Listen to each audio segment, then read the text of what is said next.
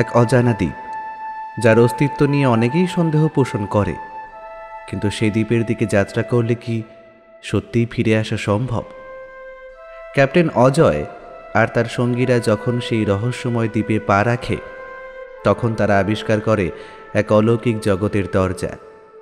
এমন এক স্থান যেখানে প্রকৃতি যেন নিজেদের বিধি ভেঙে দিয়েছে। ভীষণ ঝড়, প্রাচীন নিদর্শন আর এক অদৃশ্য আতঙ্কের ছায়া তাদের পিছু নিয়ে চলে। কিন্তু কি লুকিয়ে আছে সেই দ্বীপে? একটি গুপ্তধন, নাকি এক ভয়াবহ ফাঁদ যা তাদের চিরকাল আটকে রাখবে? এই সকল প্রশ্নের উত্তর পাবেন আজকের এই গল্পে। নমস্কার শ্রোতা বন্ধুরা, অন্ধকারের গল্পকথার সাম্রাজ্যে আপনাদের সকলকে স্বাগত।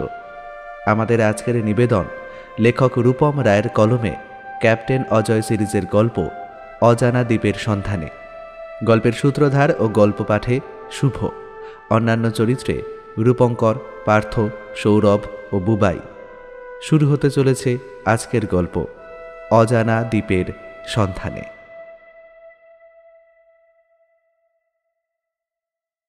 মৃত্যু মায়ার দ্বীপের আগ্নেয়গিরির মধ্য দিয়ে রহস্যময় গুপ্তধন উদ্ধারের পর অজয় সেন, তার ছোট দুই ভাই লালু আর অভিরূপ, তিনজনে মিলে চিন্তা করছে এখন নতুন কোন অভিযানে যাওয়া যায়।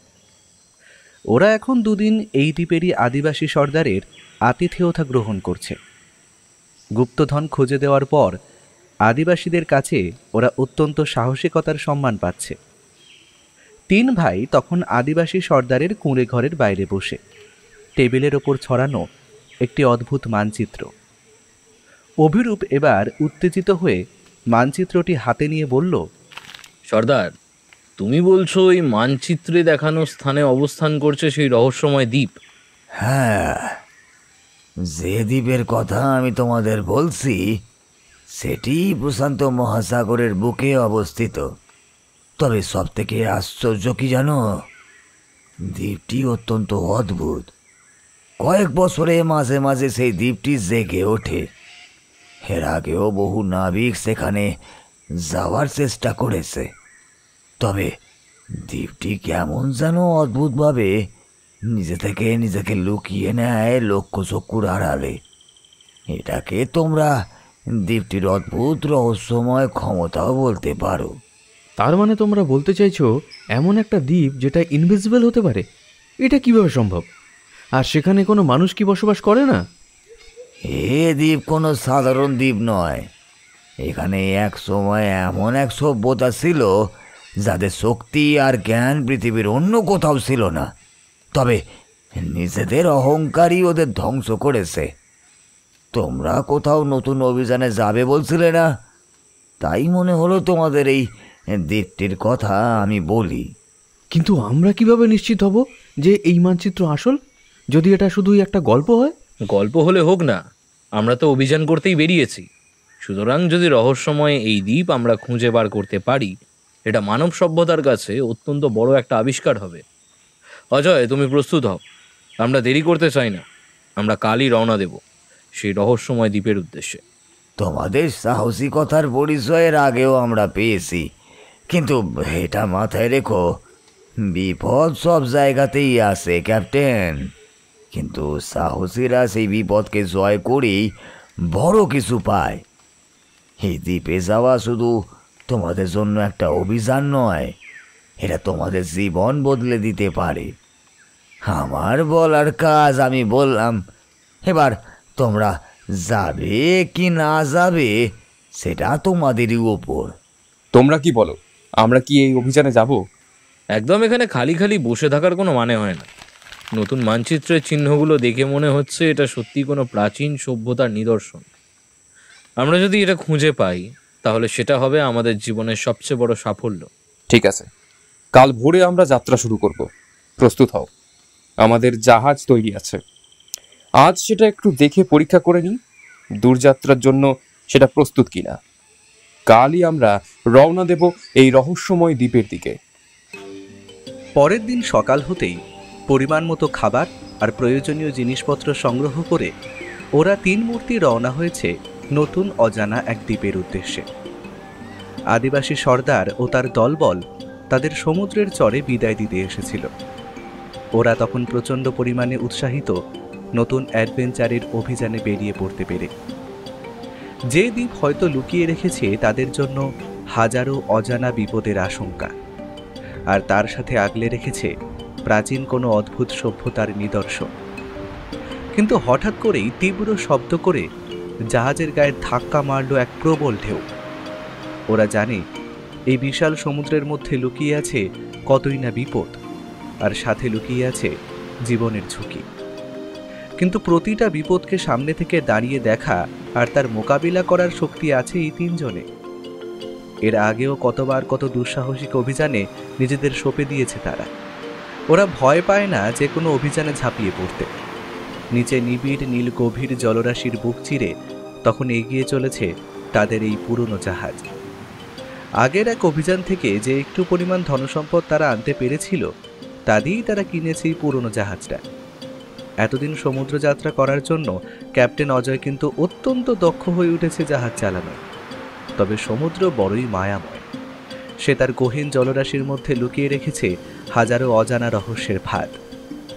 সমুদ্রের ওই শেষ সীমানায় যেখানে আকাশটা হয়তো মেলে, তারই পর থেকে শুরু হয় মহাবিশ্বের আদিম রহস্যের খেলা। নীল আকাশে সাদা পেঁজা তুলোর মতো মেঘগুলো তখন এগিয়ে চলেছে খামখেয়ালি, ঠিক অজয়দেরই মতো। তবে এখন কাজ সামনে সমুদ্রের জলরাশির মধ্যে সঠিক দিক নির্ণয় করে এগোতে হবে। তাই সেই জাহাজেরই চালকের কেবিনে দাঁড়িয়ে কিছু একটা চিন্তা করছিল ক্যাপ্টেন অজয়। ঠিক এমন সময় তার পেছনে এসে দাঁড়ায় লালু আর অভিরূপ। দুইজনই অত্যন্ত উত্তেজিত একটা খবর দেওয়ার জন্য। তবে সেটা কোনো ভালো খবর নয়। অভিরূপ হাঁপাতে হাঁপাতে বলে, অজয়দা, আমরা একটু আগে জাহাজের গ্রামাফোন থেকে একটা দূতাভাস পেয়েছি, যেখানে বলা হয়েছে প্রশান্ত মহাসাগরের ওপর এখন আবহাওয়া বিগড়ে যাওয়ার প্রবণতা আছে। সুতরাং যে কোনো সময় বড় একটি ঝড়ের মুখোমুখি আমরা হতে পারি। আমাদের তবে কি করা উচিত? এখন সমুদ্রের মাঝে কোনো দ্বীপও পাবো না যে সেখানে নোঙর ফেলে দাঁড়িয়ে অপেক্ষা করব।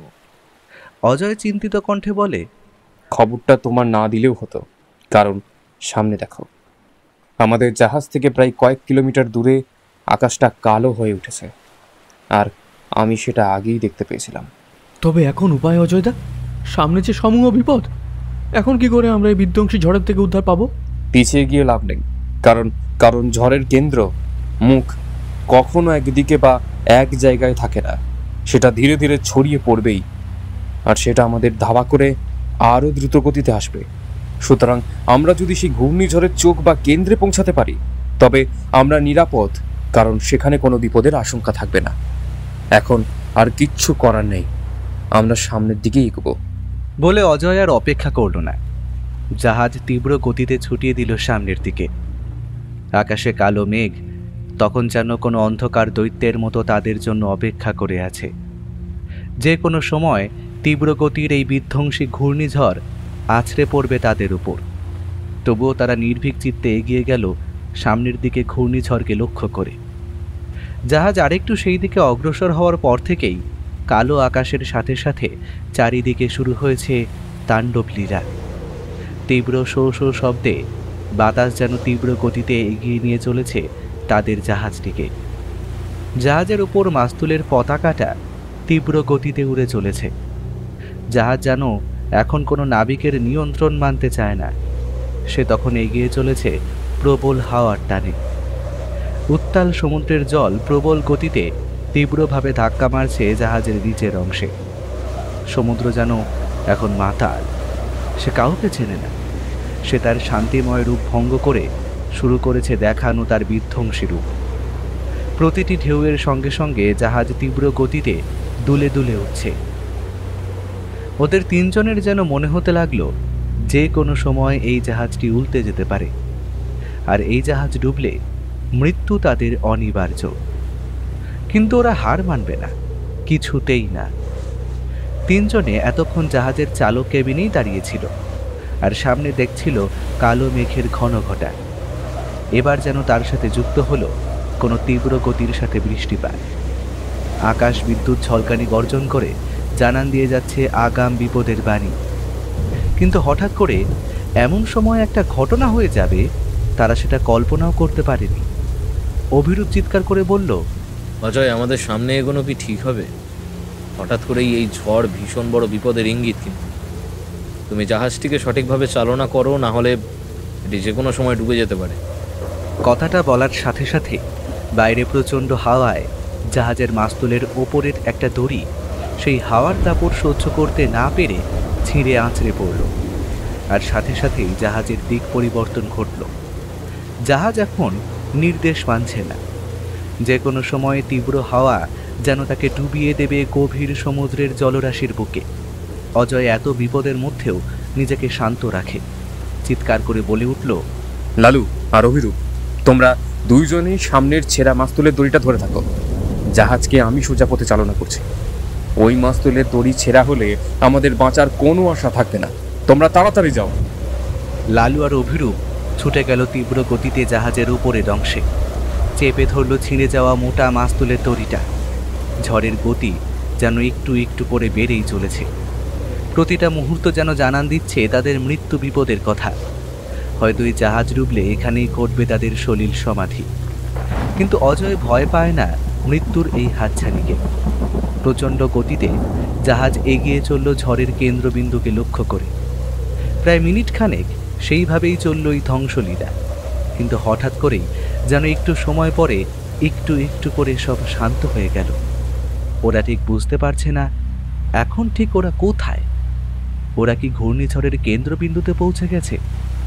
হবে হয়তো, না হলে এই জায়গাটা এত শান্ত কেন? কিন্তু এমন সময় লালু চিৎকার করে বলে উঠল, অজয়দা, সামনে দেখো, ওই ধোঁয়া ধোঁয়া অংশটা কি? পুরো সমুদ্রের চারিদিকে ঝড় হচ্ছে, কিন্তু ওই মাঝখানের গোলমতো অংশটা যেন একটা ধোঁয়ার কুণ্ডলিতে ঢেকে আছে, দেখো।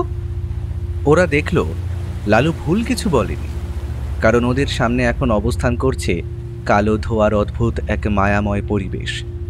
ওরা যেন ধীরে ধীরে সেই দোয়ার দিকে অগ্রসর হচ্ছে। চারিদিকে কিছু দেখা মিলছে না। জাহাজের আশেপাশে তাকালে শুধু চোখে পড়ছে ধোঁয়া আর নিবিড় অন্ধকার। কিন্তু হঠাৎ করেই ওরা সেই অন্ধকার ধোঁয়ার মধ্যে দিয়ে একটা অদ্ভুত ব্যাপার লক্ষ্য করল। পুরো অন্ধকার অংশ জুড়ে এখন যেন একটা তীব্র আলো ওদের চারিদিক থেকে নির্গত হচ্ছে। এই আলো সাধারণ মানুষের চোখ সহ্য করতে পারে না। এই আলোক তীব্রতা এতই তা চারিদিক অদৃশ্য করে দিতে পারে। ওরা বুঝতেও পারল না তিনজন একসাথে কেমনভাবে অজ্ঞান হয়ে গেল। প্রায় ঘন্টাখানিক পর ওরা যখন চোখ খুলল, জাহাজ চলেছে নিজ গতিতে। অদৃষ্ট ওদের তবে কোথায় নিয়ে গিয়ে ফেলল? ওদের মধ্যে অজয় প্রথম উঠে চিৎকার করে বলল, সামনে দেখো, একটা সবুজ বড় দ্বীপের মতো অংশ দেখা যাচ্ছে। আমরা কি তবে ভুলবশত আদিবাসী সর্দারের বলা প্রশান্ত মহাসাগরের বুকে সেই অদ্ভুত দ্বীপের সন্ধান পেলাম? কারণ ম্যাপ অনুযায়ী এই মাঝ সমুদ্রে কোথাও কোনো দ্বীপের উল্লেখ নেই। তার মানে এটাই সেই দ্বীপ যেটার অভিযানে আমরা বেরিয়েছিলাম। হ্যাঁ দাদা, আমার মন বলছে ওটাই সেই দ্বীপ। চলো, এগিয়ে চলো। আমাদের সামনে অপেক্ষা করছে এক নতুন দুনিয়া। হয়তো এক প্রাচীন সভ্যতার বীজ সেখানেই লুকিয়ে আছে। আর তার সাথে সাবধান হও, কারণ এখানে শুধু রহস্য নয়, বিপদও লুকিয়ে আছে। তিন ভাই তখনও জানত না দ্বীপে কি অজানা বিপদ আর রোমাঞ্চ তাদের জন্য অপেক্ষা করছে। ওরা নিজেদের জাহাজ এগিয়ে দিল সেই অজানা বিভীষিকাময় দ্বীপের উদ্দেশ্যে। আগের দিন তিন মূর্তি এই দ্বীপের কাছে পৌঁছেছিল প্রায় বিকেল বিকেল করে। দিনের আলো ফুরিয়ে আসায় অজয় ওদের সেদিন জঙ্গলে প্রবেশ করতে মানা করে, কারণ রাতের অন্ধকারে সামনে সঠিকভাবে দিক নির্দেশ করতে অসুবিধে হবে। তবে পরের দিন সকালে ভোর হওয়ার সাথে সাথেই সূর্য উঁকি দিল নির্জন দ্বীপের বড় বড় বনস্পতির আড়াল থেকে। কাল রাতে যে দ্বীপ ঢেকেছিল নির্জন কালো অন্ধকারে, আজ সে ধীরে ধীরে নিজের রূপ প্রস্ফুটিত করে তুলেছে। পুরো জঙ্গলের বড় বড় গাছগুলো যেন দাঁড়িয়ে আছে এক একটি বৃহৎ অন্ধকার দৈত্যের মতো। তাদের আয়তন এতই বৃহৎ যে বনস্পতির ছায়া ভেদ করে সূর্যের আলো সেই জঙ্গলে প্রবেশ করতে পারে না। জঙ্গলের প্রতিটি অংশে গজিয়ে উঠেছে নানা জানা অজানা গুল্ম জাতীয় লতা পাতার সমারোহ। এই দ্বীপের সমুদ্রের তীরবর্তী অংশে সাদা বালি চিকচিক করছে। লালু দ্বীপের এই সুন্দর দৃশ্যগুলো দেখেও নিজেকে সামলে নিয়ে বলল, অযোধ্যা, সামনে দেখো। আমার মন বলছে দ্বীপের গাছপালা এত গভীর, আমাদের জঙ্গল কেটেই এগিয়ে যেতে হবে, বুঝলে? তবে এই ঘন জঙ্গলে কি ভয়ানক জন্তু আমাদের জন্য ওত পেতে বসে আছে সেটাও কিন্তু আমরা বুঝতে পারছি না বা জানি না। তাই প্রতিটা মুহূর্তে আমাদের সাবধানে পা ফেলতে হবে। অবশ্যই লালু, ঠিক কথাই বলেছে। আমাদের সাবধানে জঙ্গল সাফ করে এগিয়ে যেতে হবে, আর প্রতিটা মুহূর্তে চোখ কান খোলা রাখতে হবে। বিপদ যে কোনো জায়গা থেকে ঘনিয়ে আসতে পারে। ক্যাপ্টেন অজয়, লালু এবং অভিরূপ ধীরে ধীরে দ্বীপের তীর হতে প্রবেশ করে ঘন জঙ্গলে। প্রতি মুহূর্তে জঙ্গল যেন জানান দিয়ে যাচ্ছে অজানা বিপদের আশঙ্কা। ওরা তিনজনে নিজেদের ব্যাগে টেন্ট, যাবতীয় খাবার সামগ্রী, ওষুধপত্র এবং প্রয়োজনীয় জিনিস নিয়ে নিয়েছে। তবে জল আছে সীমিত, তাই পাহাড়ি কোনো ঝর্ণা অথবা নদী জাতীয় কিছু খুঁজতে হবে যাতে জলের অসুবিধে না হয়। ওরা প্রায় 3 থেকে 4 ঘন্টা জঙ্গল সরিয়ে এগোনোর পরে জঙ্গলের ঠিক মাঝখানে আবিষ্কার করে একটা বড় বড় ধরনের ফাঁকা জায়গা। ওরা ঠিক করে এখানে বসে একটু জিরিয়ে নেওয়া যাবে, তাই সেখানে বসে পড়ে। ঘামে শরীরের জামাটা ভিজিয়ে দিয়েছে, তবে ওরা জানে না তারা কি করছে। এই অক্লান্ত পরিশ্রম করেও তারা সুখী। ওদের কেরানির মতো কোনো অফিসে বসে দিন কাটাতে হচ্ছে না। এ জীবন ঢের গুণে ভালো। এতে আছে অজানাকে জানার খিদে। সামনে কি বিপদ তাদের অপেক্ষা করে আছে সেটাও কেউ জানে না। আছে খালি বুক ভরা সাহস আর উদ্যম, যা তাদের নিয়ে গিয়ে ফেলে বিভিন্ন অভিযানে। দ্বীপের ভূমি ছিল উর্বর মাটি ও শ্যাওলাযুক্ত। এর উপরে বিশালাকার গাছ, যেগুলোর শেকড় মাটির বাইরে বেরিয়ে পেঁচিয়ে রয়েছে। বনের গভীর থেকে পাখির চিৎকার, ঝোপঝাড়ের শব্দ আর অদ্ভুত গর্জন ভেসে আসছিল। কিন্তু এর মধ্যেই চলতে চলতে লালু যেন তার নাকে একটা অদ্ভুত গন্ধ পেল। এই গন্ধটা কেমন যেন অদ্ভুত আর মিষ্টি, তাই না অযোধ্যা? মনে হচ্ছে গন্ধটা জঙ্গলের মধ্যে কোনো উদ্ভিদের দিয়ে আসছে। তোমাদের নাকে কি গন্ধটা যাচ্ছে? এই মিষ্টি গন্ধ বনের গভীরের কোনো বিষাক্ত উদ্ভিদ বা অন্য কিছুর হতে পারে। আমাদের সতর্ক থাকতে হবে। ঠিক বলেছ, সবাই একসঙ্গে থাকবে। অভিরূপ, তুমি একবার মানচিত্রটা দেখে নাও, আমাদের কোন দিকে এগোনো উচিত হবে। মানচিত্রের দিক অনুযায়ী লেখা আছে আমাদের একটা বৃহৎ আকারের পাথুরে মুখ খুঁজে বার করতে হবে, যেখানে সূর্যের আলো কেবল অর্ধেক পড়ে। পাথুরে মুখ? ওটা আবার কি? কেমন হবে তা? আমার মন বলছে এখানে কোনো পাহাড়ের গুহা বা এমন কিছু যেটা মুখের মতো দেখায়, সেটি খুঁজে বার করতে বলছে। অনেকটা জঙ্গলের পথ চলে ওরা তখন ক্লান্ত, তাই তারা ঠিক করলো নিজেদের ব্যাগ দিয়ে হালকা শুকনো খাবার বার করে খাবে। একটা বড় নাম না জানা গাছের নিচে বসে। সেই গাছের নিচেই গজে উঠেছে নানা রকম ঝোপঝাড়। তবে হঠাৎ করেই ওদের অজান্তে একটা অদ্ভুত ঘটনা ঘটে যায়, যার জন্য ওরা কেউ প্রস্তুত ছিল না। বিপদ হয়তো আসে এমন অতর্কিতেই। ওরা তখন পুরোই অপ্রস্তুত। ঠিক এমন সময় ওদের পাশের একটা ঝোপ হঠাৎ করে নড়ে উঠল। লালু উদ্বিগ্ন কণ্ঠে বলল, ঝোপের ওখানে কিছু নড়াচড়া করছে দাদা। এই উঠে দাঁড়ো সবাই। অযোধ্যা, তোমার বন্দুকটা প্রস্তুত করো। সবাই চুপ, সবাই সতর্ক থাকো। ব্যাপারটা তখনও কেউ বুঝতে পারেনি, কিন্তু এবার অজয়ের চোখ পড়ে লালুর বলা জায়গার উদ্দেশ্যে। বড় গাছটার নিচে ঝোপের পাশ দিয়ে বেরিয়ে এসেছে একটা অদ্ভুত লম্বা আকারের সুচলো মাথা। আর হঠাৎ ঝোপের মধ্যে থেকে একটা বিকট গর্জনের শব্দ হলো। সেখান থেকে বেরিয়ে এলো এক অদ্ভুত প্রাণী, যার পুরো শরীর লম্বা লম্বা চুলে ঢাকা, কিন্তু মুখটা অনেকটা কুমিরের মতো। প্রাণীটির লম্বা নখের সারি ওদের দৃষ্টি এড়ায়নি, আর সাথে জন্তুটার লাল রঙের চোখ যেন রাগে জ্বলছিল। জন্তুটা এতটাই বিভীষিকাময় যে তার ভয়ানক রূপ মুখে বর্ণনা করা সম্ভব নয়। জন্তুটি 4 পায়ে সরীসৃপের মতো বুকে হেঁটে এগিয়ে আসছিল ওদের দিকে। এটা কুমিরের মতো দেখতে হলেও তার শরীর এতটাই বড় যে তা মুখে বলা অসম্ভব, আর লম্বা লম্বা লোমের মধ্যে ঢেকে আছে তার পুরো শরীর। তবে অজয় সর্বদা এই রকম বিপদের জন্য প্রস্তুত। সে অতর্কিতে দ্রুত গতিতে তার পকেটে হাত ঢুকিয়ে বার করে আনলো একটি আগ্নেয়াস্ত্র। লালু আর অভিরূপ দুইজনেই জানে অজয় একজন ক্র্যাক শট শিকারী। তার গুলি অতি সহজে ফসকায় না, তবে অজয় সেটা ব্যবহার করে বিপদে পড়লেই, কারণ তার বন্যপ্রাণী হত্যায় তীব্র অনীহা। যদি জন্তুটা ওদের উপর আক্রমণ করে তবেই সেটা সে ব্যবহার করবে। কিন্তু ওদের বুঝতে না দিয়েই প্রাণীটি লাফিয়ে তাদের দিকে এগিয়ে এলো। অভিরূপ এমন সময় চিৎকার করে বলল, এবার কি করবো অজয়দা? বিপদ আমাদের সম্মুখে, আমাদের আর পালাবার পথ নেই। এই জন্তুটি এগিয়ে আসছে, কিছু না করলেও আমাদের শেষ করে ফেলবে। সবাই পিছিয়ে যাও। লালু, তোর কাছে দড়ি আছে? হ্যাঁ আছে, কিন্তু এখন দড়ি দিয়ে কি করব? অভিরূপ, তুমি একটা বড় পাথর খুঁজে এটাকে লক্ষ্য করে ছুঁড়ো, যাতে জন্তুটার মনোযোগ আমাদের বদলে অন্যদিকে চলে যায়। লালু, তার মধ্যে তড়িঘড়ি দড়িটা ব্যাগ থেকে বার করে রাখো। কোনো প্রাচীন সভ্যতার প্রাণী হতে পারে অজয়দা, যা হয়তো লোকচক্ষুর আড়ালে লুকিয়েছিল পুরো পৃথিবীর হাত থেকে। এই জন্তুর ব্যাপারে আমরা কিছুই জানি না, তাই সাবধান, এটা খুব বিপজ্জনক।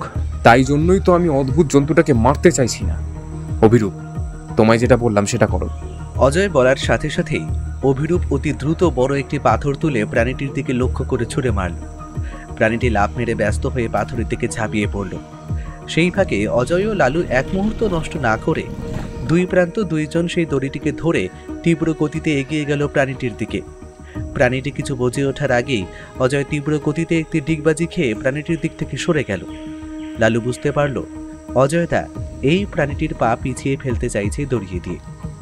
অজয় চিৎকার করে দড়ি টানতে বলার সাথে সাথেই ওরা দুজন একসাথে দড়িটি টান মারল। মুহূর্তের মধ্যে প্রাণীটির পা দড়িতে পেঁচিয়ে গেল। টান দে লালু, শক্ত করে ধর, ওটা যেন বেরিয়ে না যেতে পারে। প্রাণীটি বৃহৎ হওয়ায় তার শরীরে অসীম জোর থাকবে এটা বলে দিতে হয় না। লালু ও অজয় প্রাণীটিকে নিজের যত শক্তি হয় তা দিয়ে দড়িটিকে জাপটে ধরেছিল। অজয় ওদের সাথে সেই দড়িটি টানতে যোগ দিল, কারণ ওদের দুজনের পক্ষে সেটিকে সামলানো অসম্ভব হয়ে পড়েছিল। একটা সময় পর তারা প্রাণীটিকে মাটিতে ফেলে আটকে ফেলল। প্রাণীটি বিকট চিৎকার করে লড়াই করার চেষ্টা করছিল, কিন্তু শেষ পর্যন্ত তিনজনের সাথে না পেরে ধীরে ধীরে শান্ত হয়ে এলো। লালু হাঁপাতে হাঁপাতে দম নিয়ে বলল, এটা কি জন্তু? এমন জন্তু তো আমি আগে কখনো দেখিনি। অভিরূপ শান্ত হয়ে পড়ে থাকা প্রাণীটির দিকে তাকিয়ে বলল, সম্ভবত এই দ্বীপে বিলুপ্তপ্রায় প্রজাতির কোনো প্রাণী এখনো বেঁচে আছে। আমাদের সায়েন্স বা পৃথিবীর বৈজ্ঞানিকরা এর সম্বন্ধে কিছুই জানে না। আমরাই হয়তো প্রথম যারা এই অদ্ভুত প্রাণীটি আবিষ্কার করলাম। আর আমার মনে হয় এটি ছাড়াও এই দ্বীপে আরও এরকম বহু রহস্যময় প্রাণী লুকিয়ে থাকতে পারে। সুতরাং এটা প্রমাণ করে যে এখানে আরও বড় রহস্য লুকিয়ে আছে। সবই ঠিক আছে, কিন্তু এখন এগিয়ে চলো। আমরা এখানে প্রাণীদের সঙ্গে লড়াই করতে আসিনি। আমাদের সেই পাথুরে মুখযুক্ত গুহা খুঁজে বের করতে হবে, যেখানে সূর্যের আলো অর্ধেক ভাবে পড়ে। তাহলে এই প্রাণীটির কি হবে? দড়িটা আলগা করে দাও। ও এখন আমাদের দিয়ে এমনিতেই ভয়ে আছে, ও আমাদের উপর আর হামলা করবে না। লালু গিয়ে হালকা দড়িটির ফাঁস একটু আলগা করতেই প্রাণীটি তীব্র গতিতে একটি ভীত গর্জন করে পালিয়ে গেল জঙ্গলের মধ্যে। ওরা আর সময় নষ্ট না করে হালকা দুপুরের খাওয়া দাওয়া সেরে জঙ্গলের আরো গভীরে এগোতে থাকলো। তবে কিছুক্ষণ হাঁটার পর ঘন জঙ্গল শেষ হয়ে ওদের সামনে একটি পাথুরে জমি দেখা মিলল। সেই জমিটি যেন জঙ্গল থেকে অনেকটা আলাদা, কারণ সেখানেই শুধু স্তূপাকারে পড়ে আছে বড় বড় পাথর, আর প্রতিটি পাথরে জমেছে অজস্র পরিমাণ শ্যাওলা। পুরো পাথরে পূর্ণ জমিটি স্যাঁতস্যাঁতে আর সবুজ ছত্রাকপূর্ণ। ওরা সেই পাথরের জমি দিয়ে খানিকটা এগোনোর সাথে সাথেই বিশাল একটি পাথরে গুহামুখের দেখা মিলল। আর সব থেকে আশ্চর্য ব্যাপার হলো, সূর্য তখন মাথার উপর হওয়ার কারণে গুহাটির প্রবেশ পথ সূর্যের আলো পড়ে সেখানে একটি ছায়া সৃষ্টি করেছে। আর সেই ছায়াটি অবিকল একটি মানুষের মুখের মতো দেখতে লাগছে। সুতরাং হয়তো এই গুহাটির কথাই মানচিত্রে বর্ণিত আছে। এটাই কি সেই পাথুরে মুখ? আমার তো দেখেই কেমন যেন ভয় ভয় করছে। মানচিত্রে যেমন বলা হয়েছে এটা ঠিক তেমনই দেখাচ্ছে। এখানে দাঁড়িয়ে কাপুরুষের মতো সময় নষ্ট করার মতো সময় আমাদের নেই। মুখে সাহস আনো। এর আগেও আমরা বহু গুহাতে প্রবেশ করেছি, তো ভয়ের কোনো কারণ নেই। ওরা ধীরে ধীরে দিনের আলোকে পেছনে ফেলে এগিয়ে চলল অন্ধকার গুহামুখের উদ্দেশ্যে। তিন ভাই তখনও জানতো না তারা আরো বড় বিপদের মুখোমুখি হতে চলেছে। এই পাথরে গুহা ওদের জন্য কি রহস্য নিয়ে অপেক্ষা করছে।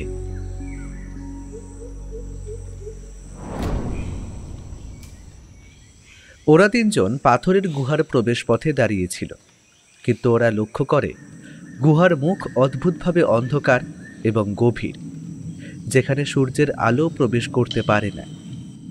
এবার ওরা আস্তে আস্তে প্রবেশ করল গুহার ভিতরে, এবং প্রবেশ করার সাথে সাথেই তারা অনুভব করল অদ্ভুত এক শীতল বাতাস যেন চারিদিকে বয়ে চলেছে। কিন্তু স্যাঁতস্যাঁতে গুহার পাথরের দেওয়ালে কিছু অদ্ভুত আর নতুন চিহ্ন আরও স্পষ্ট হয়ে ওঠে অন্ধকারের ভিতর। সবাই সাবধানে পা ফেলো, গুহার ভেতর অন্ধকার আর পিছিল মেঝে বিপজ্জনক হতে পারে।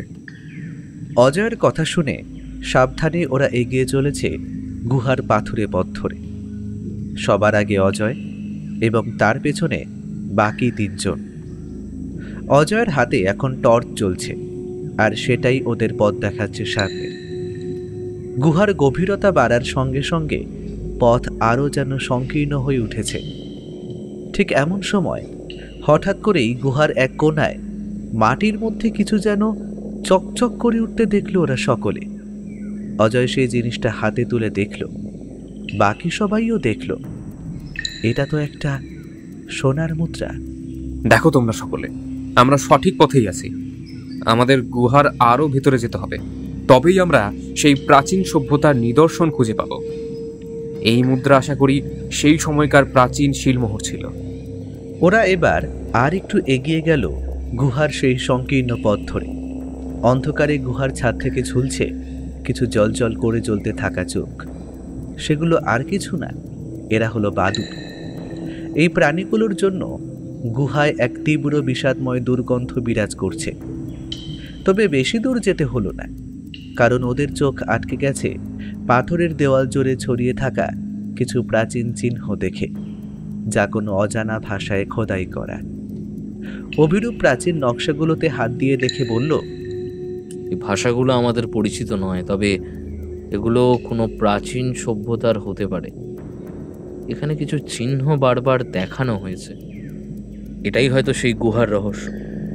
তবে আমার মন বলছে এগুলো শুধুই গুহার প্রাকৃতিক গঠন নয়, বরং কোনো উদ্দেশ্যে তৈরি। এখানে আগে যে প্রাচীন আদিবাসীরা বাস করতো, এগুলো তাদেরই সৃষ্টিকলা। তবে আদিবাসী সর্দার যে বলেছিল এই দ্বীপের বাসিন্দারা সাধারণ পৃথিবীর মানুষের থেকে অনেক বেশি উন্নত ছিল, সেটা কি তবে ভুল? সেটার উত্তর আমরা এখানে দাঁড়িয়ে পাবো না। চলো ভেতরে যাওয়া যাক। তারা আরও গভীরে এগোতে থাকল।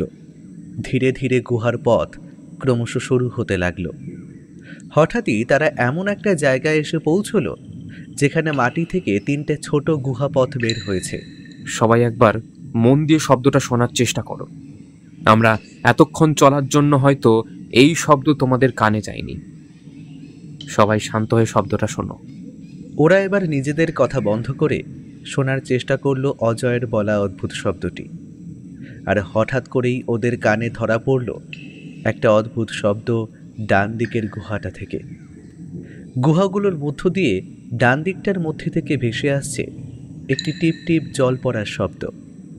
এই কুলকুল জলের শব্দ পাথরের উপর জল পড়লেই পাওয়া সম্ভব। অজয় দৃঢ় কণ্ঠে বলল, এই পথেই যেতে হবে আমাদের। সবাই সাবধানে থাকো আর চোখ কান খোলা রেখে এগোও। ওরা ডান দিকের গুহামুখ ধরে এগোনো শুরু করল। এই পথটি শুরু হলেও ভেতরে নকশা আরও বেশি পরিমাণ এবং খোদাই করা চিত্র আরও জটিল হয়ে উঠছিল। কিন্তু খানিকক্ষণ হাঁটার পর ওরা এসে দাঁড়ালো বিশাল আকৃতির একটি খোলা পাথুরে ঘরের মধ্যে। ঘর বলা ভুল হবে, কারণ এটার ছাদ থেকে ক্রিস্টালের মতো কিছু ঝুলছিল, যা টর্চের আলোতে মৃদু ঝলমল করছিল। আর সেই ঘরে সজ্জিত এমন কিছু যা দেখে ওদের চোখ বিশ্বাস করতে পারছিল না। সেই পাথরে জমির মাঝখানে অবস্থান করছিল একটি পাথরের বৃহৎ আকৃতির দেওয়াল। তবে দেওয়ালটির আদল অনেকটা প্রাচীন দরজার মতো দেখতে। আর সেই বৃহৎ পাথরের দরজার পাশে সার দিয়ে দাঁড়িয়ে আছে কিছু ভাঙা পাথরের মূর্তি আর ধাতব টুকরো। আর প্রতিটি মূর্তির হাতে ধরা ছিল কিছু না কিছু ধারালো অস্ত্র। তবে পাথরের মূর্তিগুলো এই রকম দাঁড়িয়ে থাকার জন্য এইগুলিকে যেন সেই গুহার বা সেই দরজার রক্ষক হিসেবে দেখাচ্ছিল। লালু হতবাক হয়ে দেখে বলল, এটা কি? এত বিশাল দরজা! এগুলো কি মানুষে বানিয়েছে? আর দরজাটার আদল এই রকম এবং পাথরের তৈরি, সেটি তবে খুলবো কিভাবে? আমার মন বলে এই দরজা এত সহজে খুলবে না। যদি এটা উন্নত মস্তিষ্কের কাজ হয় তবে এর জন্য কোনো কৌশল নিশ্চয়ই আছে। হ্যাঁ, এবং এটা পরিষ্কার যে এ দরজা কেবল কোনো বিশেষ কোনো বুদ্ধি বা কৌশল দিয়ে খোলা সম্ভব। দেখো, দরজার ওপরে অদ্ভুত চিহ্ন খোদাই করা। কথাটা বলার সাথে সাথে তিনজন দরজার দিকে তাকিয়ে মন দিয়ে দেখে বুঝতে পারল সেখানে খোদাই করা আছে সূর্য, চাঁদ আর তারার প্রতীক। প্রতীকের নিচে একটি লেখার ধাঁচে কিছু সংকেত খোদাই ছিল। তার মানে একটা জিনিস আমাদের এই চিহ্নগুলো বোঝাতে চাইছে, যেটার মানে এক কথায় এটাই দাঁড়ায় যে আলো যেখানে শুরু হয়, অন্ধকার যেখানে শেষ হয়, সেখানেই সত্য লুকিয়ে থাকে। এর মানে কি? আলো আর অন্ধকার দিয়ে এত বিশাল দরজা খুলবো কি করে? আমাদের চারপাশটা ভালো করে খুঁজে দেখতে হবে। হয়তো এই গুহার মধ্যেই কিছু ক্লু লুকিয়ে থাকতে পারে যা আমাদের এই দরজাটিকে খুলতে সাহায্য করবে। তারা আর সময় নষ্ট না করে পাথুরে ঘরটার চারপাশ তন্ন তন্ন করে খুঁজতে শুরু করলো। আর এর মধ্যেই অভিরূপ একটা অদ্ভুত জিনিস আবিষ্কার করলো। তাদের থেকে অনেকটা দূরে পাথরের বেদির ওপর একটা জিনিস ওর চোখে পড়ল, যেখানে পাথরের ওপর বসানো ছিল একটা গোলাকৃতি লেন্স। ছুটে গিয়ে সেই লেন্সটি পাথরের মধ্যে থেকে অত্যন্ত যত্নে খুলে বের করে আনলো। আচ্ছা অজয়দা, আমরা যদি টর্চের আলো দিয়ে লেন্সে প্রতিফলন ঘটাই তবে হয়তো কোনো সংকেত পাবো। হ্যাঁ, উপায় যখন নেই সেটাই করে দেখা যাক। তারা এবার লেন্সটাকে দরজার দিকে স্থাপন করলো অত্যন্ত সাবধানে। তারপর একটু দূরে গিয়ে লেন্সে টর্চের আলো ফেলতেই সেটা প্রতিফলিত হয়ে দরজার উপরে খোদাই করা প্রতীক চিহ্নগুলোর উপর পড়ল। তবে আরও একটা অদ্ভুত ব্যাপার ঘটতে শুরু করলো। তৎক্ষণাৎ সূর্যের চিহ্নে আলো পড়তেই সেটা তীব্রভাবে জ্বলতে শুরু করলো। উল্লাসিত হয়ে হাসতে হাসতে বলল, এই তো, এটা কাজ করছে। কিন্তু এরপর? এরই মধ্যে হঠাৎ করে পাথরের দরজার নিচে থাকা ছোট ছিদ্রগুলোতে সেই আলো ছড়িয়ে পড়ল, আর দরজার উপর সৃষ্টি হলো একটি চাঁদের চিহ্ন। চাঁদ এবং সূর্য দুটোই তখন তীব্র জ্বলজ্বল করছে সেই দরজাটির উপর। আমার মন বলছে এখনো আর একটা রহস্য আছে যা আমরা বুঝতে পারছি না, তার জন্যই ওই দরজাটি এখনো খুলছে না। এখানে একটি ত্রিভুজের চিহ্ন আছে দরজার ওপরে, সেটা কোথা দিয়ে পাবো আমরা? কথাটা শেষ হওয়ার আগেই অজয় এগিয়ে গিয়ে সেই পাথরের মূর্তিগুলোর শরীর থেকে বার করে আনলো একটা জিনিস, আর সেটা দেখতে অনেকটা ত্রিভুজের মতো। আর সেই ত্রিভুজ আকৃতির জিনিসটার মধ্যে দিয়ে আলো প্রতিফলিত হওয়ার সাথে সাথেই পুরো পাথরের ঘরটা যেন ভূমিকম্পের মতো কেঁপে উঠল। চারিদিক তখন প্রচণ্ড শব্দে কাঁপছে। ওদের মনে ভয় হলো, কি হচ্ছে এটা? ওরা কি তবে ভুল কিছু সংকেত ধরে ফেলেছে? কিন্তু ওদের অবাক করে সামনের পাথরের দরজাটা তীব্র ঘড়ঘড় শব্দে ধীরে ধীরে খুলে গেল। চিৎকার করে উল্লসিত হয়ে বলল, খুলেছে অজয়দা, খুলেছে! আমরা এতক্ষণে সফল হলাম। হ্যাঁ, আমরা সফল হয়েছি, কিন্তু ভেতরে কি আছে তা এখনো জানি না, তাই সতর্ক থাকো সবাই। ওরা সেই দরজা দিয়ে একটু এগিয়ে যেতেই দরজার ওপাশে একটা সিঁড়ি দেখা গেল, যা গভীর অন্ধকারে হারিয়ে গেছে।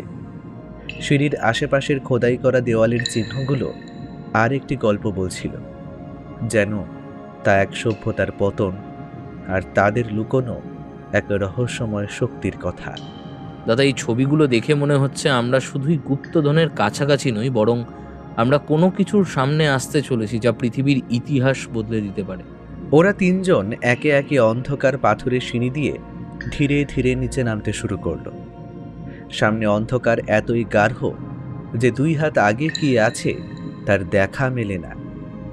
কিন্তু তারা জানতো না এই পথ তাদের কোথায় নিয়ে যাবে এবং কি বিপদ তাদের জন্য অপেক্ষা করছে। তোমরা কি বুঝতে পারছো এই দ্বীপের প্রাচীন সভ্যতার আদিবাসীরা কতটা উন্নত ছিল? এদের সায়েন্স এবং জিওমেট্রিতে জ্ঞান ছিল অগাধ।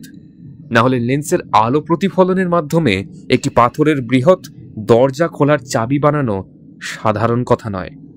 আমাদের সভ্য মানুষের কাছে আমরা যদি এই সমস্ত গল্প বলি গিয়ে তারা আমাদের পাগল ভাববে, কিন্তু এই দ্বীপের বাসিন্দারা সত্যি মানুষের থেকে বেশি বুদ্ধিমান এবং কর্মক্ষেত্রে দক্ষ।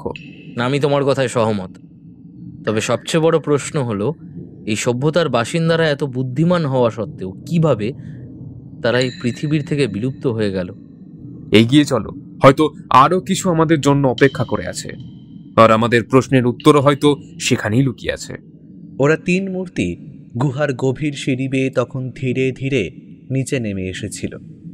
ওরা নিচে নেমে টর্চের আলোয় আলো ফেলে বুঝতে পারল বিশাল একটি হলঘর ফুটে উঠেছে সেখানে। ঘরটি অদ্ভুতভাবে গোলাকৃতির এবং তার চারপাশে খোদাই করা পাথরের খুঁটি এবং দেওয়ালে অদ্ভুত চিত্রকর্ম। কিন্তু শিল্পকর্মগুলো এতই অদ্ভুত যেন সাধারণ পৃথিবীর সাথে এর কোনো মিলই নেই। দেওয়ালে শিল্পকর্মে দেখা যাচ্ছে বিশাল দানবাকৃতি কিছু প্রাণী মানুষের সঙ্গে লড়াই করছে। সেটা দেখে ওদের 3 জনের মুখের কথা বন্ধ হয়ে যাওয়ার জোগাড়। এ কি দেখছি আমরা দাদা? এগুলো কি করে সম্ভব? এই সমস্ত শিল্পকর্ম নিদর্শন দেখে আমার মনে হচ্ছে মানুষের ইতিহাস কিছুই না। আমাদের ইতিহাস আবার নতুন করে লিখতে হবে যদি এই সমস্ত শিল্পকর্ম সভ্য মানুষের হাতে পড়ে। এই ইতিহাসের সাথে মানব সভ্যতার ইতিহাসের কোনো মিল নেই দাদা। সামনে দেখো, ওগুলো কি? গুহার দেওয়ালে এই অদ্ভুত জন্তুগুলোর প্রতিকৃতি আমরা দেখেছি, তাই না? ওগুলো মানুষ তো হতেই পারে না। তবে তবে ওগুলো কি? ঘরের ঠিক মাঝখানে দাঁড়িয়ে থাকা 4টি মূর্তির দিকে অঙ্গুলি নির্দেশ করল অজয়। বাকি 2 জন সেই দিকে তাকিয়ে যেন হতবাক হয়ে গেল, কারণ সেখানে অবস্থান করছে কিছু অদ্ভুত অজানা মূর্তি, যাদের প্রতিটির উচ্চতা 8 ফুটের বেশি। প্রথম মূর্তিটির মুখ দেখতে অনেকটা সিংহের মতো, আর তার একটি চোখে খোদাই করা ছিল রক্ত লাল বর্ণের একটি পাথর। তার হাতে ছিল একটি বিশাল তরবারি। দ্বিতীয় মূর্তিটি ছিল ঈগলের মাথা বিশিষ্ট অদ্ভুত প্রাণী, যার ছিল পাথরের ডানা, এবং সেই ডানা যেমনভাবে ছড়িয়েছিল যেন মনে হলো যে কোনো মুহূর্তে সেটি উড়ে যেতে পারে। তবে তৃতীয় মূর্তিটি সবথেকে অদ্ভুত, কারণ তার নিম্নাংশ ছিল সাপের মতো। তার লম্বা লতানো দেহ মেঝে জুড়ে ছড়িয়েছিল, এবং সবথেকে অদ্ভুত হলো তার দিক থেকে ভেসে আসছিল ফোঁস আওয়াজ। আর চতুর্থ মূর্তির মুখ ছিল চিতাবাঘের মতো। সেই শক্ত পাথরের শরীর যেন লাফ দেওয়ার জন্য প্রস্তুত। তবে প্রাচীন সভ্যতার বিলুপ্ত প্রায় এই বিশাল আকার দৈত্যের মতো জীবগুলো জীবন্ত হলো কি করে, সেটার উত্তর ওরা 3 জনের কেউ জানে না। পুরো ঘর জুড়ে তখন যেন সেই অদ্ভুত জন্তুগুলোর নিঃশ্বাসের শব্দ শোনা যেতে লাগলো। ওদের সামনে হঠাৎ করে জন্তুগুলো যেন জীবন্ত হয়ে ওঠে, এবং সিংহ আর চিতাবাঘের মতো দেখতে প্রাণী দুটো প্রচণ্ড জোরে তীব্রভাবে গর্জন করে ওঠে। পুরো গোলাকার পাথরের হলঘর যেন তাদের গর্জনে কেঁপে কেঁপে উঠতে থাকলো। তার সঙ্গে যুক্ত হলো সাপের ফসফসানি শব্দ, আর ঈগলের মতো জীবটা তার ডানা মেলে হঠাৎ করে যেন গুহার ভেতরে গোল গোল করে উঠতে থাকলো। লালু তীব্র চিৎকার করে বলল, এগুলো তো কয়েকটা পাথরের মূর্তি বলে মনে হচ্ছিল, তবে এরা জীবন্ত হলো কিভাবে? আমরা কি কিছু ভুল করেছি যার জন্য ওরা এভাবে হঠাৎ করে জীবন্ত হয়ে উঠল? ওদের চোখ বলছে তারা আমাদের ছেড়ে কথা বলবে না। হয়তো ওরা আমাদের এখানে বিরুদ্ধাচরণ পছন্দ না করে জেগে উঠেছে। এখন এগুলো ভাবার সময় নয়। আমার বিশ্বাস আমরা যখন পাথরের দরজাটা খুলে প্রবেশ করেছিলাম তখনই ওরা জীবন্ত হয়ে উঠেছে। পুরাই এই গুহার রক্ষক, যারা হাজার হাজার বছর ধরে এই প্রাচীন সভ্যতাকে রক্ষা করে চলেছে। আর এই দ্বীপের বাসিন্দা ছিল হয়তো এদের মতোই কিছু অদ্ভুত প্রাণীরা, যারা কোনো কারণে এই পৃথিবীর বুক থেকে হারিয়ে গেছে। তবে তারা হারিয়ে গেলেও তাদের মধ্যে কিছু এখনো এই দ্বীপে বেঁচে ছিল, আর তাদের মুখোমুখি আমরা এখন। তবে কি আমরা এই অদ্ভুত জন্তুগুলোর হাতেই প্রাণ দেব? ওরা কথা বলতে বলতে জন্তুগুলো ততক্ষণে ধীরে ধীরে ওদের অনেকটা কাছে এসে পড়েছে। প্রতিটা মুহূর্ত যেন মনে হচ্ছে ওরা 3 জনকে মেরে ছিঁড়ে খাবে। জন্তুগুলো যেন আরো বেশি ভয়ানক হয়ে উঠেছে। মূর্তিগুলো এবার সামনের মঞ্চের ঠিক মাঝখানে এসে দাঁড়ালো। অভিরূপ চিৎকার করে বলল, অজয়দা, জন্তুগুলোকে লক্ষ্য করে গুলি ছোড়ো, না হলে ওরা আমাদের শেষ করে দেবে। তোমার বন্দুকটা বার করো। অজয় এক মুহূর্ত নষ্ট না করে তার পকেট থেকে নিজের পিস্তলটা বার করে আনলো। একটা নয়, পরপর 2টো গুলি তীব্র শব্দ করে ছুলে দিল প্রথম প্রাণীটিকে লক্ষ্য করে। বন্দুকের শব্দে কানে তালা লেগে যাওয়ার জোগাড়। পুরো গুহা যেন সেই বন্দুকের শব্দে কেঁপে উঠল। কিন্তু সবথেকে আশ্চর্যের ব্যাপার হলো, সামনে দাঁড়িয়ে থাকা দানবীয় মূর্তির কোনো ক্ষতিই হলো না বন্দুকের গুলিতে। কিন্তু এবার ওদের চোখ গেল সেই ভয়ানক মূর্তিগুলোর পেছনে থাকা একটি বাক্সের দিকে। সেই মূর্তিগুলো যেন সেই বাক্সটিকে পরম যত্নে পাহারা দিচ্ছে, আর সেই বাক্স থেকে বেরিয়ে আসছে তীব্র আলোর একটি ঝলকানি। আর সেখানে বাক্সের উপর রাখা রয়েছে 4 রঙের অদ্ভুত 4টি রত্ন, আর সেই তীব্র আলো সেই রত্নগুলো দিয়ে নির্গত হচ্ছে, আর অদ্ভুত প্রাচীন জীবগুলো যেন সেই রত্নগুলোরই পাহারায় বসেছিল। তবে 3 জনই এখনও সেই অদ্ভুত প্রাণীগুলোর রহস্য সঠিকভাবে ধরতে পারেনি, কারণ প্রতিটি প্রাণীর চোখে অবস্থান করছে একটি করে অদ্ভুত রত্ন, আর অপর চক্ষু কোটরটি খালি। অভিরূপ, লালু, তোমরা ভালো করে লক্ষ্য করো, প্রাণীগুলোর চোখের একটি করে অক্ষিকোটর খালি, আর সেইগুলোই আশা করি ওই বাক্সের মধ্যে সংরক্ষিত। অর্থাৎ ওই 4 রঙের পাথর ওই অদ্ভুত জন্তুগুলোর চোখ, আর আমাদের ওই রত্নগুলো উদ্ধার করে জন্তুগুলোর খালি অক্ষিকোটরে বসিয়ে দিতে হবে, তবেই ওরা শান্ত হবে। কিন্তু এটা তো অসম্ভব অজয়দা, আমরা ওদের হারাবো কি করে? আর আমরা ওই বাক্সটার কাছে পৌঁছবোই বা কি করে? তার আগেই তো ওরা আমাদের যে কোনো মুহূর্তে শেষ করে ফেলবে। তুমি কি বলতে চাইছো আমি বুঝতে পেরেছি দাদা। আমি আর লালু জন্তুগুলোর মনোযোগ অন্যদিকে টানার চেষ্টা করছি, আর সেই সুযোগটাকে কাজে লাগিয়ে তুমি ওই রত্নগুলো হাসিল করবে, তাই তো? কথাটা শেষ হওয়ার সাথে সাথে সাপের মূর্তিটি ফোঁস শব্দ করে অভিরূপের দিকে ছুটে এলো। অদ্ভুত জীবটা তার দীর্ঘ লেজ দিয়ে মাটিতে আঘাত করল, আর সঙ্গে সঙ্গে বড় পাথর ভেঙে 2 টুকরো হয়ে গেল। অভিরূপ তীব্র গতিতে একটা ডিগবাজি খেয়ে পৌঁছে গেল ঘরের অপর এক প্রান্তে, জন্তুটা থেকে খানিকটা দূরে। বাকি 2টো জন্তু ততক্ষণে এগিয়ে গেছে লালুর দিকে। ওপরে ডানা মেলে উড়তে থাকা জীবটা তখন বোধ হয় একটু অন্যমনস্ক ছিল, আর সেই সুযোগ কাজে লাগিয়ে অজয় তীব্র গতিতে ছুটে গেল ঘরের সেই বাক্সটার উদ্দেশ্যে। সেখানে পৌঁছবার পথ অতটাও সহজ ছিল না, কারণ সাপের মতো দেখতে জীবটা তার নিজের তীব্র আঘাতে আঘাত করল, মেঝেতে সঙ্গে সঙ্গে পাথরে ভেঙে চৌচির হয়ে গেল। অবশেষে প্রচণ্ড কষ্টে অজয় পৌঁছল সেই বাক্সটার কাছে। সে দেখল রত্নগুলো একটি কাচের মতো বস্তুর ভিতরে রাখা রয়েছে। সে দেরি না করে তীব্র গতিতে আঘাত করল সেটিতে। সঙ্গে সঙ্গে কাচ ভেঙে বেরিয়ে এলো 4টি পাথর, আর সেটি বেরিয়ে আসার সাথে সাথেই পুরো ঘর জুড়ে বেরিয়ে এলো বাক্স থেকে এক তীব্র আলো, যা পুরো ঘরকে আলোকিত করে তুলেছে। কিন্তু হঠাৎ করেই লালু এবং অভিরূপের দিকে হামলা করার ভঙ্গিতে এগিয়ে যাওয়া অদ্ভুত প্রাচীন সভ্যতার জীবগুলো কোনোভাবে শান্ত হয়ে গেল। ধীরে ধীরে ওদের মধ্যেকার হিংস্র ভাব যেন আস্তে আস্তে মিলিয়ে গেল। ওদের শরীর ধীরে ধীরে যেন পাথরে পরিণত হলো, এবং অভিরূপ আর লালুর ততক্ষণে মাথা দিয়ে ঘাম পড়তে শুরু করেছে প্রচণ্ড ভয়। অজয় এবার দীর্ঘশ্বাস ফেলে এগিয়ে গিয়ে তার হাতে তুলে নিল 4টি রত্ন, যার রং যথাক্রমে লাল, নীল, সবুজ এবং সাদা। এর 4টি রং 4টি কথার প্রতীক। লাল তীব্র লাল রঙের পাথরটি যেন সিংহরূপী জন্তুটার তেজের প্রতীক, যথাক্রমে নীল পাথরটি যেন সাপের মতো মুখযুক্ত প্রাণীটির বিষ, যা আত্মরক্ষার প্রতীক। অপরদিকে সবুজ পাথরটি চিতাবাঘের মতো দেখতে পাথরের মূর্তিটার সাহসিকতার পরিচয় দেয়। অপরদিকে পাখির ডানাযুক্ত দেখতে মূর্তিটির চোখে লাগানো পাথরটি সাদা এবং শান্তির প্রতীক। মূর্তিগুলোর খালি চোখের অক্ষিকোটরে যথাক্রমে সঠিকভাবে লাগিয়ে দিল তারা, আর সঙ্গে সঙ্গে মূর্তিগুলোর মাঝে থাকা এক গোপন দরজা খুলে দিল গুহার আরও গভীরে প্রবেশ করার পথ। তাদের সামনে অজানা আরও বিপদ, আরও রহস্য অপেক্ষা করছিল। 3 জন সেই পাথরের গোপন দরজা দিয়ে গভীরে প্রবেশ করল ধীরে ধীরে। এখানটা যেন গুহার আগের জায়গাগুলোর থেকেও বেশি অন্ধকার। অন্ধকার যেন তাদের চারিপাশ থেকে গিলে খেতে আসছে। এমন গহীন নিবিড় অন্ধকার দেখে ওদের মুখের তো কথাই সরছে না। তবে টর্চের ধীর আলোয় তারা দেওয়ালে রহস্যময় আরও কিছু খোদাই করা চিত্র দেখতে পেল গুহার দেওয়ালে।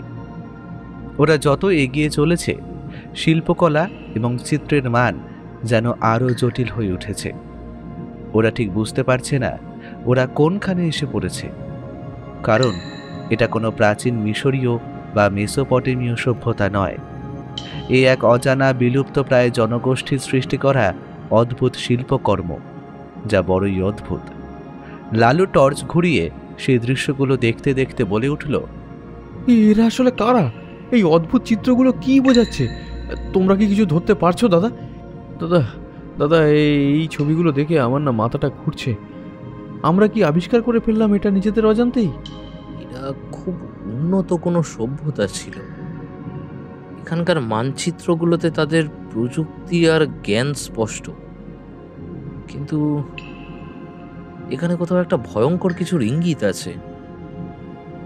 ভালো করে যদি ক্রমানুসারে ছবিগুলো দেখতে পারো, এখানে কিন্তু সভ্যতার শুরু থেকে সেই সবজি কি কি ঘটেছে প্রতিটা দেওয়ালের ক্রমানুসারে সাজানো রয়েছে শিল্পকলার মাধ্যমে। তুমি কি বোঝাতে চাও অভিরূপ? দেখো, এখানে মানুষদের চারপাশে এক ধরনের অদ্ভুত প্রাণীর ছবি আঁকা। এরা যেন মেঘের মতো ছড়িয়ে পড়েছে, আর এই জন্তুগুলো এখানকার থাকা আদিবাসীদের দিকে আক্রমণ করছে। এমন চিত্রও কিন্তু ধরা পড়েছে আমাদের চোখে কিন্তু। হ্যাঁ, কিন্তু হঠাৎ করেই অভিরূপের কথা শেষ হওয়ার আগেই ওর হাতের টর্চটা একটু দপদপ করে জ্বলে নিভে গেল। পুরো গুহা তখন নিকষ অন্ধকারে ঢেকে গেছে। সামনে কিছুই দৃষ্টিগোচর হয় না। এমন পরিস্থিতিতে কি করবে তারা এখন কিছুই বুঝতে পারছে না। লালু ভয়ার্ত কণ্ঠে বলল, এবার আমরা এই অন্ধকার ঘরে আটকা পড়বো। আলো ছাড়া এই গুহায় চলাচল অসম্ভব। তোমরা কোথায় দাঁড়িয়ে আছো আমি সেটুকু পর্যন্ত দেখতে পাচ্ছি না। শান্ত হও লালু, আমাদের এখন মশাল বানাতে হবে।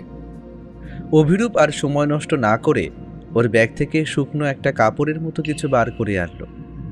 অজয় সেই কাপড়গুলো একটা লম্বা পাথরের মতো মজবুত কাঠামোর মাথায় জড়িয়ে দিল। তারপর তার লাইটারটা দিয়ে আগুন জ্বালিয়ে দিল সেই মশালে। মশালের আলো জ্বলে ওঠার সাথে সাথে ওরা যেন তাদের শরীরে বল পেল। মশালের আলো ছড়িয়ে পড়তেই তারা আবার চারপাশ স্পষ্ট দেখতে পেয়ে হাঁপ ছাড়ল। ওরা এবার মশালের আলো দেওয়ালের খোদাইগুলো নতুন নকশাগুলোর উপর ফেলতেই সেগুলো আরো স্পষ্ট হয়ে উঠল। এখানে একের পর এক ছবি দেখা যাচ্ছে, আর এইগুলো রঙিন। অর্থাৎ বলা যায় এই রং কোনো গাছের রস বা প্রাকৃতিক উপাদান দ্বারা সৃষ্ট, যার জন্য ছবির রং এত বছর পরেও জৌলুস। ওরা পরপর 4টে বৃহৎ আকৃতির ছবি দেখতে পেল গুহার দেওয়ালে। প্রথম ছবিগুলোতে এক শক্তিশালী সভ্যতার উত্থান দেখা গেল। তারা প্রকৃতি থেকে শক্তি আহরণ করে এক ধরনের বিশাল যন্ত্র তৈরি করেছিল, আর ছবিতে স্পষ্ট বর্ণিত যে এই যন্ত্র তাদের জীবন বিলাসবহুল এবং সুখকর করে তুলেছিল। দ্বিতীয় ছবিতে সেই যন্ত্রের থেকে এক ধরনের প্রাণীর জন্ম নিতে দেখা গেল, আর সেই প্রাণীগুলোর দেহাকৃতি এবং গঠন প্রকৃতপক্ষে বিশাল। তাই প্রাণীগুলো সেই সভ্যতারই মানুষের কাজে লাগবে বলে হয়তো তারা সৃষ্টি করেছিল। প্রাণীগুলোর শরীর ছিল মেঘের মতো, চোখ দুটো জ্বলন্ত আগুনের মতো, আর প্রাণীগুলোর মধ্যে 4টি প্রাণীকে 3 জন খুব ভালো করেই চিনতে পারল। তার মধ্যে একটু আগেই 4টে প্রাণীর সাথেই 3 জন মোকাবিলা করে এসেছে। কিন্তু পরের দৃশ্যে দেখা যাচ্ছে সেই প্রাণীগুলোর উপর নিয়ন্ত্রণ রাখতে না পেরে প্রাচীন সভ্যতার মানুষ ওদের সঙ্গে যুদ্ধে মেতে উঠেছে। প্রাণীগুলো প্রচণ্ড পরিমাণ শক্তিশালী হওয়ার জন্য তাদের কাছে হার মেনে নেয় প্রাচীন সভ্যতার মানুষগুলো, আর তাদের হাতেই মৃত্যুবরণ করে মানুষ। অর্থাৎ বলা যায় এরা যাদের সৃষ্টি করেছিল জীবন সহজ করার জন্য, তারাই ওদের মৃত্যুর কারণ হয়ে দাঁড়াল। আর ঠিক পরের দৃশ্যতেই ফুটে উঠেছে জন্তুগুলো শহর ধ্বংস করতে শুরু করেছে, আর তারা তাদের শক্তি দিয়ে মানুষের অস্তিত্ব নিশ্চিহ্ন করে দিয়েছে। আর সব শেষে চিত্রে দেখা গেল কিছু মানুষ বেঁচে গিয়েছিল তাদের হাতে, তারাই নিজেদের গুহায় লুকিয়ে ফেলেছিল, এবং এক বিশেষ বেদিতে তারা কিছু রেখে প্রার্থনা করছিল। আর সেই বেদিটি ওরা 3 জন সেই ঘরের ঠিক মাঝখানে দেখতে পেল। অভিরূপ বেদিটিতে একটি লেখা পড়ে অবাক হয়ে গেল, কারণ সেটি প্রাচীন সুমেরীয় সভ্যতার ভাষায় কিছু কথা লেখা আছে। এ ভাষা অভিরূপ একটু একটু পড়তে জানে। অজয়দা, এখানে লেখা আছে আমরা জ্ঞানের মাধ্যমে শক্তি চেয়েছিলাম, কিন্তু সেই শক্তি আমাদের ধ্বংস করলো। ওদের লোভ আর ওদের ক্ষমতাই হয়ে উঠেছিল ওদের কাল, আর এইভাবেই তারা নির্মমভাবে বিলুপ্ত হয়ে যায় পৃথিবীর বুক থেকে। ওরা তখনও হতবাক। তাদের আসল যা কাজ ছিল তা মোটামুটিভাবে শেষ, কারণ তাদের কাছে এখন প্রাচীন সভ্যতার মানুষের সমস্ত রহস্য উন্মোচন হয়ে গেছে। ওরা জানতে পেরেছে এই সভ্যতার ইতিহাস যা এতদিন লোকচক্ষুর আড়ালে লুকিয়েছিল। ওরাই হয়তো প্রথম মানুষ যারা এই অদ্ভুত রহস্যময় দ্বীপে এসে সেখানকার বিলুপ্ত হয়ে যাওয়া প্রাচীন সভ্যতা আবিষ্কার করল। ওদের মনে এখন খেলা করছে যুদ্ধ জয়ের হাসি, কারণ এটাই তো তারা এখানে জানতে এসেছিল। তবে ওদের খুশির মাঝেও অভিরূপ যেন অদ্ভুতভাবে কিছু একটা চিন্তা করছিল, কারণ সে যেন অদ্ভুত অন্য কোনো বিপদের আভাস পেয়েছে। তারা যখন বেদিটার কাছে এগিয়ে গেল তখন দেখতে পেল একটি সোনালী বাক্স বেদির ওপর স্থিরভাবে রাখা রয়েছে। গুহার চারিদিকে তীব্র অন্ধকার, কিন্তু পাথরের ওপর সেই বাক্স থেকে কিছু অদ্ভুত জিনিস যেন চকচক করছে। আর সেই জিনিসগুলো যে রত্ন তার বলে দিতে হয় না। রত্নগুলো মৃদু আলোর ঝিলিক দিচ্ছিল। ওরা তিনজনই সাবধানে এগিয়ে গেল সেই বেদির দিকে। এটা তো নিশ্চিতভাবেই গুপ্তধন দাদা। এত ঝকঝকে আর রং বেরঙের পাথর, এগুলো হয়তো প্রচুর মূল্যবান হবে, তাই না? হ্যাঁ, কিন্তু আমাদের সাবধানে থাকতে হবে, কারণ এটা ফাঁদও হতে পারে। ঠিক বলেছ। আমি চারপাশটা দেখে নিই, তারপরে এই বাক্সটা খোলার চেষ্টা করছি। তারা যখন বাক্সটি খোলার প্রস্তুতি নিচ্ছিল হঠাৎ করেই এমন সময় অদ্ভুত এক ভয়ানক কাণ্ড ঘটে গেল। কারণ তাদের পেছনের যে পাথরের দরজা দিয়ে তারা এই গোলাকার ঘরে প্রবেশ করেছিল সেটার দরজা যেন প্রচণ্ড খড়খড় শব্দে বন্ধ হয়ে গেল। ওরা তো ততক্ষণে আতঙ্কে পিছিয়ে এসেছে। ওদের আর কোনো খেয়াল নেই গুপ্তধনের, কারণ ওরা বুঝতে পেরেছে ওদের গুহা থেকে বেরিয়ে যাওয়ার সমস্ত পথ বন্ধ হয়ে গেছে। ওরা তিনজন এখন এই অন্ধকার গোলাকৃতি ঘরে একা, বেরোবার কোনো পথ নেই। লালুর হাত পা যেন ভয়ে কেঁপে উঠল। সে আতঙ্কে চিৎকার করে বলল, দাদা, দরজাটা ওটা বন্ধ হয়ে গেল কেন? অজয় তীব্র গতিতে দৌড়ে গেল দরজার কাছে। তারপর সেটা খোলার ব্যর্থ চেষ্টা করে তারপর থপ করে মাটিতে বসে পড়ে বলল, আমাদের ফাঁসানো হয়েছে। আমরাও লোভের ফাঁদে পড়েছি। ওই রত্নগুলো হাত দেওয়ার সাথে সাথেই এই দরজাটা বন্ধ হয়ে গেছে। এটা ভেতর থেকে খোলার কোনো ব্যবস্থা নেই। আমরা আটকা পড়েছি। শান্ত হও, আতঙ্কিত হলে কিচ্ছু হবে না। এখানে নিশ্চয়ই কোনো উপায় আছে। আমাদের ভেঙে পড়লে হবে না, ঠিক কোনো না কোনো রাস্তা ঠিক আছে এখানে। তারা চারপাশটা তন্ন তন্ন করে খুঁজতে শুরু করলো। গুহার দেওয়াল জুড়ে খোদাই করা প্রতীকগুলো আবার ভালো করে দেখতে থাকলো তারা। কিন্তু শেষে সেই বেদির ওপর রাখা বাক্সতেই তারা আবিষ্কার করে তিনটে ধাঁধা, যেটার প্রথম ধাঁধায় অদ্ভুত সেই অজানা ভাষায় লেখা ছিল, কেবল তারাই বেরোতে পারবে যারা সত্যকে জানে এবং তার প্রতিকূলতাকে মেনে নেয়। লালু সেটা দেখে প্রচণ্ড আতঙ্কে বলে ওঠে, সত্য মানে কি? এর মানে আমরা এখানে চিরদিন আটকা পড়বো? এখানে কোনো সূত্র লুকানো আছে। আমাদের বুদ্ধি দিয়ে এটাকে সমাধান করতে হবে। তারা আবার বেদির দিকে এগিয়ে গেল। বাক্সের সামনে একটি ছোট ফলক দেখা গেল। অভিরূপ দেখল সেখানে লেখা ছিল, 3টে প্রশ্ন, 3টি উত্তর। ভুল উত্তর দিলে চিরদিন এখানে বন্দী হয়ে যেতে হবে। তার মানে এটাও একটা পরীক্ষা, আর এটাই আমাদের শেষ চেষ্টা। সফল হলেই আমরা মুক্তি পাব। অভিরূপ, তুমি প্রশ্নগুলো পড়ো, আমরা উত্তর দেওয়ার চেষ্টা করছি। প্রথম প্রশ্ন, শক্তি, সম্পদ আর জ্ঞান কোনটি সভ্যতার ভিত্তি? অবশ্যই জ্ঞান। শক্তি ধ্বংস ডেকে আনতে পারে, সম্পদ লোভ সৃষ্টি করতে পারে, কিন্তু জ্ঞান সবকিছুর সঠিক দিশা দেয়। অভিরূপ আর অপেক্ষা না করে বাক্সের ওপর জ্ঞান খোদাই করা কালো কাঠের বোতামটি চাপল, আর সঙ্গে সঙ্গে বেদির ওপরে থাকা বাক্সটি সামান্য উপরে উঠে গেল। পরের প্রশ্নটা বলো। দেরি করলে হয়তো আমরা এখানে দম রোধ করে মারা পড়ব। দ্বিতীয় প্রশ্ন, অন্ধকার কেবল আলোয় শেষ হয়, কিন্তু সত্যের পথ কোনটি? আলোই তো সত্যের পথ, তাই না অযোধ্যা? না, তোর মুন্ডু। সত্যের পথ হলো নিজের অন্তরের আলো। নিজের মধ্যে আলো জ্বালালে সত্য খুঁজে পাবে। অভিরূপ সেই বাক্সের ওপর থাকা মন আকৃতির চিহ্নিত বোতামটি চাপল। এবার যেন বাক্সের ডালাটা আরো বেশি পরিমাণ খুলে গেল। শেষ প্রশ্ন বলো। দেরি করলে হবে না। তৃতীয় প্রশ্ন, কষ্ট ছাড়া কি কেউ সফলতা সম্ভব? না, পরীক্ষার কষ্ট আমাদের পথের অংশ। যে কষ্ট করে সেই সফল হয়। অভিরূপ শেষের বোতামটি চাপতেই বেদির ওপর থাকা বাক্সের পাথরের ঢাকনাটা সরে গেল। তারা আবিষ্কার করল বাক্সে রয়েছে অজস্র সোনার মুদ্রা, যাতে খোদাই করা রয়েছে প্রাচীন সভ্যতার চিহ্ন, বহু দামি রং বেরঙের রত্ন এবং বহু সংখ্যক হিরে জহরত মানিক, যা ওদের চোখে এখন তাক লাগিয়ে দিচ্ছে। ওরা তিনজন যারা প্রথম এই রহস্যময় দ্বীপে এসে নিজেদের সাহসের পরিচয় দিয়ে উদ্ধার করেছে এই গুপ্তধনের রহস্য এবং লাভ করেছে এই প্রাচীন সভ্যতার নিদর্শন। লালু চিৎকার করে বলে উঠল, আমরা সফল হয়েছি, এটাই সেই গুপ্তধন। তবে এই সমস্ত কিছুর মধ্যে অভিরূপ আবিষ্কার করল একটি অদ্ভুত ছোট সোনালী রঙের একটা তাবিজ।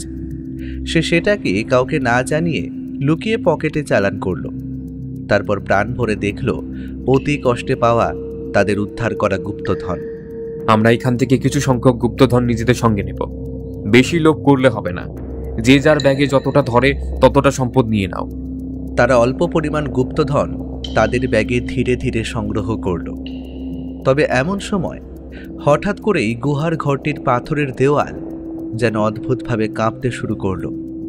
পাথরগুলো নড়তে লাগলো আর গুহার মেঝে ক্রমশ ফেটে যেতে শুরু করলো। এখন কি হবে? আমরা এখান থেকে বেরোবো কিভাবে?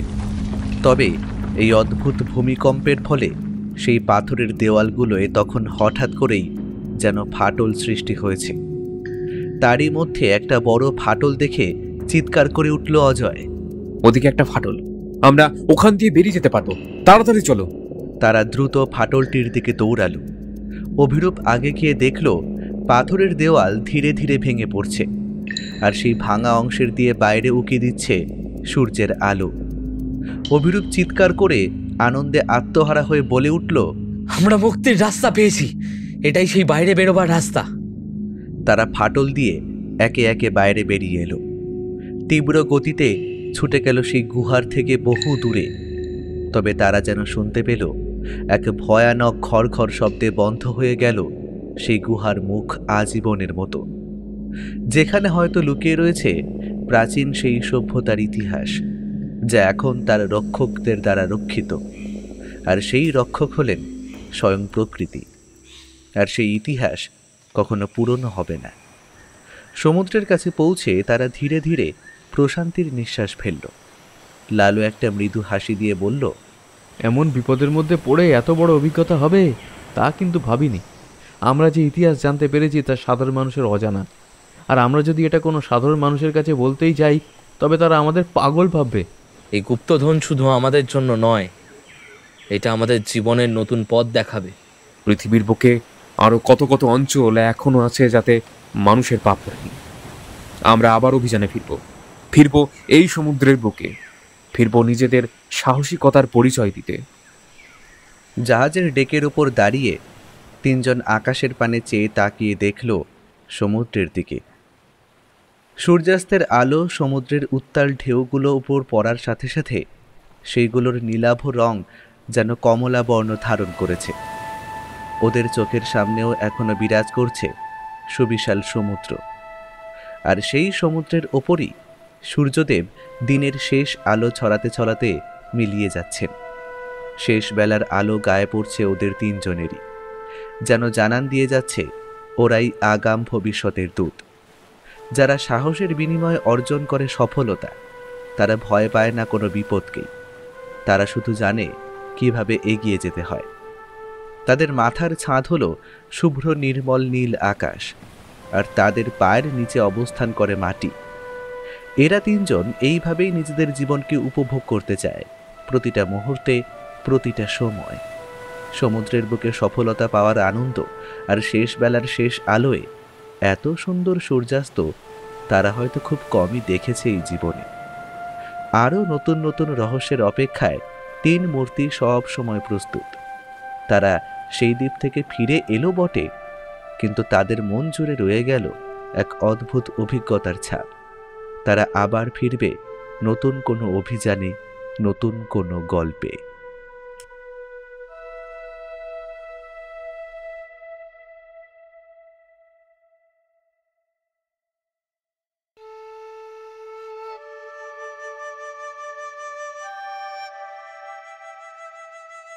শুনছিলেন লেখক রূপম রায়ের কলমে ক্যাপ্টেন অজয় সিরিজের গল্প অজানা দ্বীপের সন্ধানে। সম্পাদনা, ডিরেকশন এবং ভিডিওর ভিজুয়াল এফেক্টসে প্রায়ণ গোস্বামী। বিশেষ সহযোগিতায় পার্থ মুখার্জি। শব্দ পরিকল্পনা, মিশ্রণ এবং আবহ সৃষ্টিতে সাউন্ডস্কেপ। পোস্টার ডিজাইনে কভারম্যান অভিব্রত। কেমন লাগলো আজকের গল্পটি? ভালো লাগলে অবশ্যই আমাদের সাবস্ক্রাইব করে আমাদের সাথে থাকুন এবং লাইক ও কমেন্টের মাধ্যমে আপনার মতামত জানান। এরকম গল্প যদি আরও শুনতে চান তাহলে প্লিজ আমাদের কমেন্টের মাধ্যমে জানান। দেখা হবে নতুন কোনো গল্পে। ততক্ষণের জন্য শুভরাত্রি। ভালো থাকবেন এবং সকলকে ভালো রাখবেন।